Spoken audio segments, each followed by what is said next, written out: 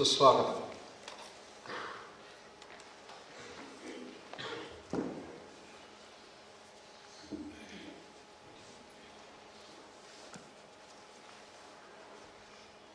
Jnana Yoga, the path of intellect.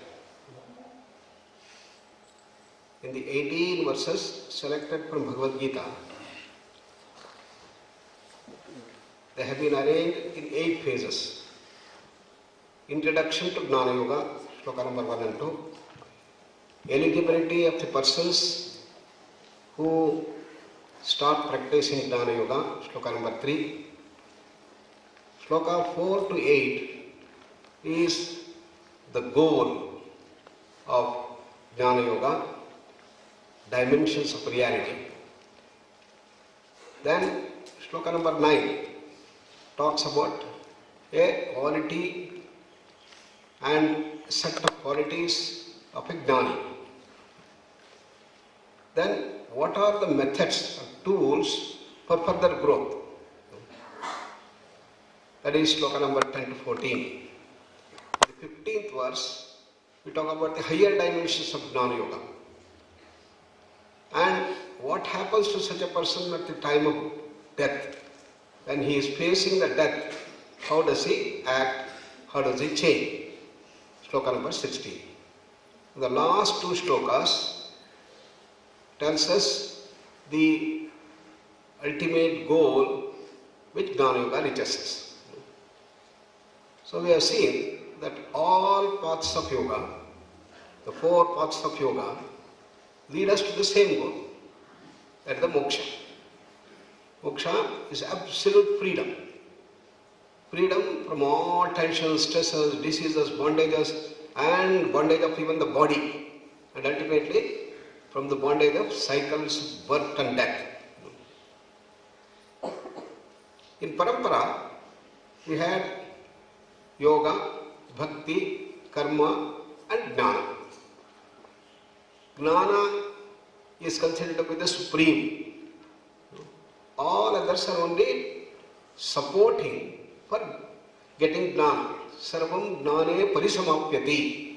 As it is said, that all people who are practicing karma, jnana, bhakti, or the yoga, they all have to come to jnana. Unless you get the jnana, you cannot reach the moksha. That was our parampara. But Swami Vivekananda widened and expanded the whole dimension of yoga and said each one of them can be an independent path to that ultimate goal called moksha. Therefore, he termed bhakti as bhakti yoga, karma as karma yoga, then jnana as jnana yoga, and what is the name he has to give for yoga? He called it as Raj Yoga. So, the goal is same, moksha. In Jnana Yoga, we use our intellect, power of discrimination, power of analysis, to go to the very source from where the power of discrimination emerges from. That's called the moksha. And how do we start? How do we go about? Have been completely demonstrated in these 18 verses, shown in this schematic. How do we start? Shravana. Shravana is hearing, or reading a book, the Shastras, or watching a video, or having an interaction. All these things come under the Shravana. Shravana of what? Shravana of all our Shastras, which tell us that we reach the ultimate goal moksha by various means. Therefore, you have to understand by hearing the things. But naturally, when you hear, you get many doubts. You have to clarify. That is the region of manana. You start questioning and questioning and questioning. Deeper the question you have, better you are. So the Upanishad Sampradaya is that the student should ask questions And depending on the type of questions, the teacher will bring about the truth related to that. Depending on the type of questions the student asks, the teacher will judge where he stands, whether he is here, primary school or middle school or high school or college or PhD or beyond PhD. You will understand. So we have various types of questions. Some people ask such fantastic questions, such fundamental questions, which are almost unbelievable whether such questions can exist. One of the students comes and asks, "Sir, I have learned many vidyas, Shatram Janami, Shastram Janami, many things I have done, but I am not happy. I want to know that by knowing which I know everything in the universe. Kintam Vignatam Sarvam Vignatam Bhavati iti. Can you tell me that vidya? Can you tell me that education? Can you tell me that way?" What a question. Can there be something by knowing which you know everything in the universe? All knowledge you can get? We don't have any education system that we have developed, knowing which you know everything in the universe. Even the PhD or the post-PhD, even the Nobel laureates, they don't know many things. They know every small portion. But here, he is asking such a question. He is a great king. Then the teacher says, yes, there is a vidya like that. Dve vidye veditavye parachaiva aparacham. He says, two types of vidyas are there. And one is called the aparavidya, and another is the paravidya. Aparavidya, normally we think, okay, what all we study generally, history, geography, science, mathematics, all this thing may be the aparavidya, but paravidya is something related to yoga, you may think. But what does the Upanishad tell? In the Mundaka Upanishad. Tatra aparaha, aparavidya are the following. What are they? Rugvedo, Yajurveda, Samaveda, Atharva Vedaha. All the four Vedas are put into the basket of aparavidya. And Shiksha, Kalpo, Vyakaranam, Diruktam, Chando, Jyotishamiti. The 6 supporting documents for Veda, called Vedangas. All these are put into the basket of aparavidya. The Vedas contain the Upanishads. Upanishads are talking about themselves. And Upanishads are telling that Upanishads are also aparavidya. How is it? Then what is paravidya? Tatra paraha. Para is the following. What is that? Yaya tadaksharam adhigamyate. That actual process of transformation by which you raise to the highest level is called paravidya. What does that mean? In Upanishads, in Shastras, you get all the knowledge, but you have to practice it. Using the practices, you should bring about a transformation in yourself. That is the real vidya. That is the paravidya. Therefore, Swami Vivekananda always used to say, we want education which is man-making education. Education is the manifestation of perfection already in man. For that the knowledge is necessary. But you should not end only there. So the first and the second levels are only gathering up the information and getting some of the doubts clarified. And if you stop only there, then you are only a scholar. You are only a Shrotriya. That means you can become a great professor. You can become a great scholar. You may become a great researcher of writing papers and papers and papers. But you have not reached the next phase at all. That is paravidya have not come at all. You are still in the paravidya phase. Many professors who study philosophy and many other things in the universities, they study all the Upanishads, but they never practice anything. We had one of my friends who compiled all the different asanas, about 1,200 asana, and put them in a nice album, took photos, everything. And he was to publish that book, but he never practiced even a single asana. So, the Gnana Yoga says you have to come to the Paravidya, that is the Nididhyasana. Nididhyasana is contemplation, another word probably for meditation. And Nididhyasana is an inner experiment, it's an inner research. What has been told there, you have to put on the anvil of experimentation and research. Your professor may say, okay, hydrogen oxygen is going to give you water. Then you have to go and do the experiment. You cannot just accept as it is and forget about it. In science we say you have to do the experiment. And through the experiment you observe and repeat the experimentation. And if it comes again and again to be the truth, then you say, okay, this is inferred, the conclusion takes place. Similarly here, experimentation is a must. Inner research is a must. If you don't do the research, you are only one level. You are only a Shrotriya, not a Brahmanishtha. Therefore, Nididhyasana is to do the experiment. You go to the lab, bring the hydrogen, bring the oxygen, put them together.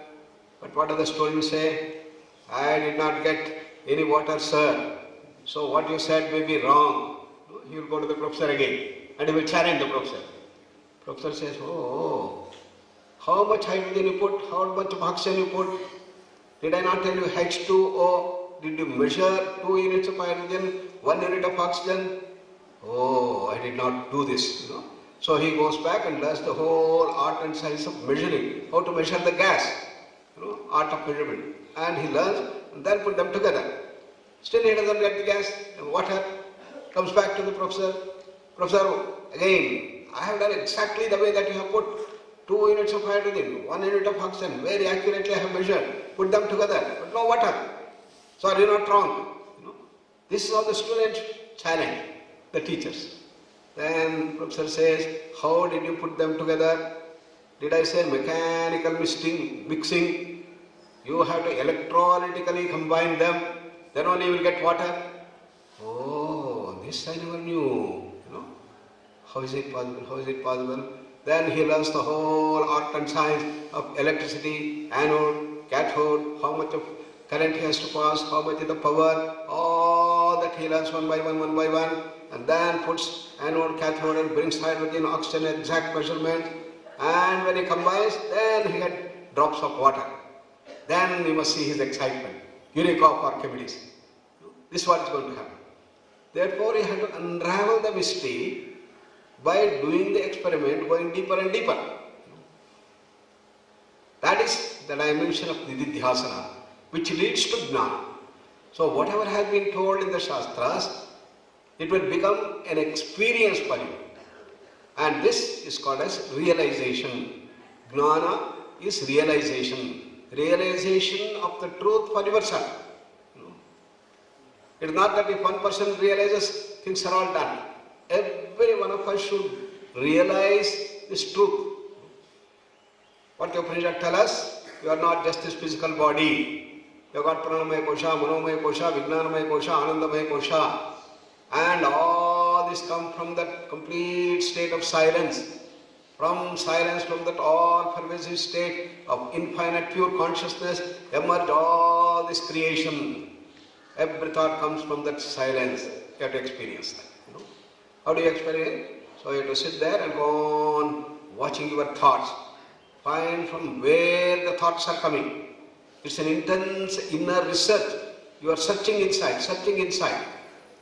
From where the thought is coming, from where, you go on searching. This is Nididhyasana.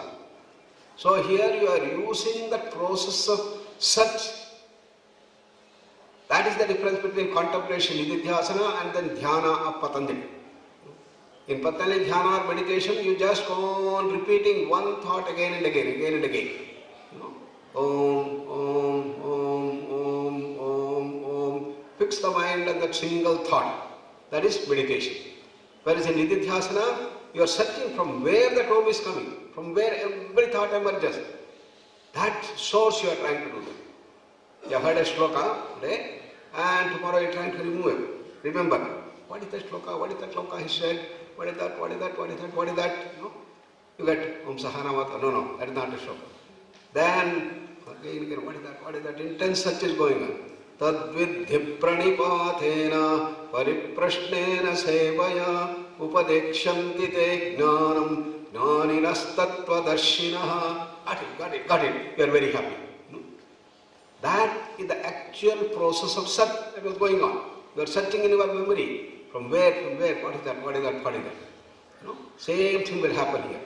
This is Nididhyasana works at that level of memory in which you are trying to remember things. You are trying to search. This is the inner research that you have to do that. We all do external research.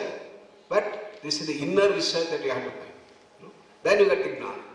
After getting the Gnana, you have to stabilize that. That becomes a Sthita Prajna or a Jivan Mukta. Just because you get a flash, it doesn't mean that you are all completely become accomplished. Many people make this mistake. Once I realize everything is done, nothing else to be done. Wrong, big wrong. You have to see that you completely transform and purify yourself and stabilize that Gnana. Every moment of the life, the Gnana should be there. That's called Sthita Prajna. The Prajna gets Sthita. You get established in the state of realization. Yogastaha, as Karma Yoga says. And then you unravel in the higher and higher mysteries of the cosmic reality and you go into the advanced Jnana Yoga. And finally, you merge with the totality and the pure consciousness. You move from Annamaya to Pranamaya, Manomaya, Vijnana, Anandamaya Konsha, higher and merge with the totality. This is the whole spectrum of Jnana Yoga. So what is to be done? You must start the inner research. Let us do that. Please close your eyes. Sit straight. Relax all parts of the body from toes to head.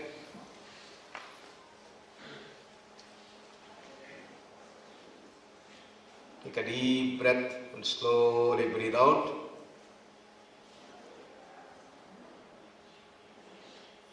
Beautiful smile on the face.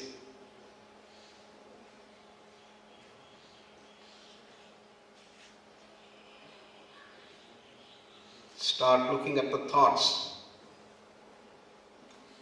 Search from where the thoughts are emerging. Go to the source from where the thoughts come.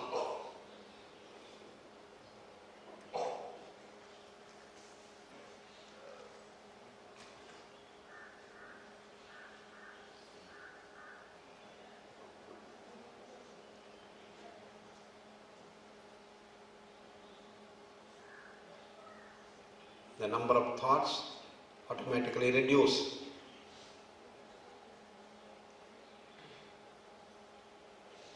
Now we are able to clearly see that a thought comes and vanishes. There is a gap between the thoughts. Next thought comes and goes back. Again a silence, thought. Silence, thought.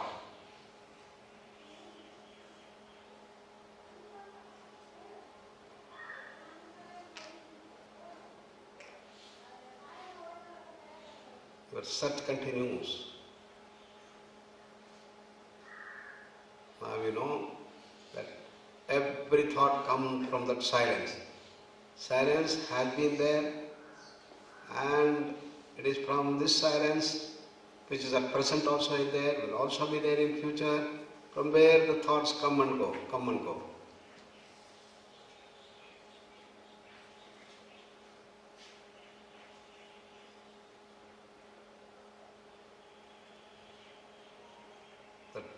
Silence is the source.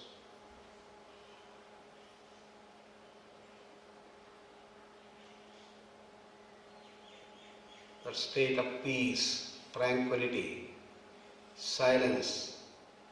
You can see an ocean of silence, all pervasive silence from where the thoughts come and go.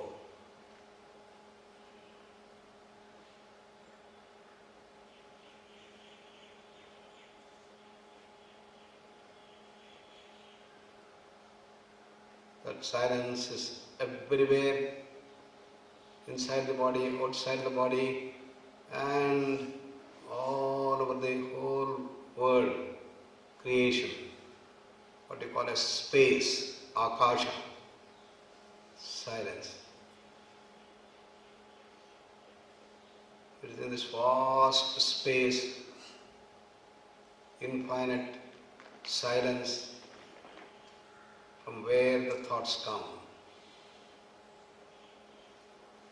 The great seers told that this silence is bliss.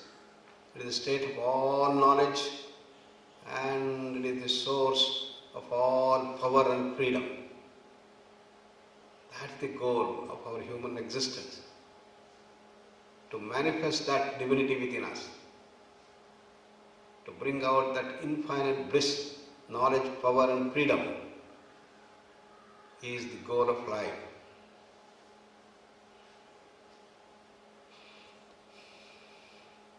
Let us start manifesting that bliss, spread the fragrance of bliss and smile to everyone whom we meet today. Come to Namaskara Mudra. Om Asato